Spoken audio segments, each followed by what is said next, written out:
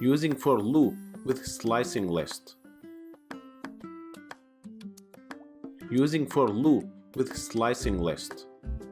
Slices are very important to know it because if you want to create a game, you have to use slices to add the scores of the user or the player each time they finished playing.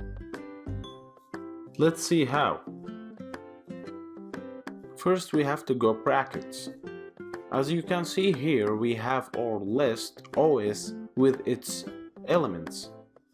So we want to use for loop with this slicing list. But first, I want to print a string sentence called now we are using for loop with slicing list. Then type for OS in OS square bracket. Then in the slicing list, put whatever you need. For me, I will put from 0 to 5 as example. Then print OS. Make sure of the indent after for loop. After that, try that on terminal.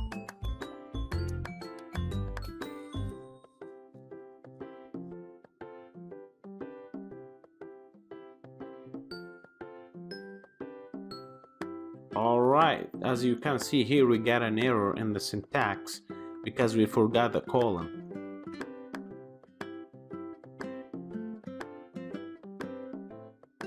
Okay, very nice. It's printed well right now. Thanks for watching.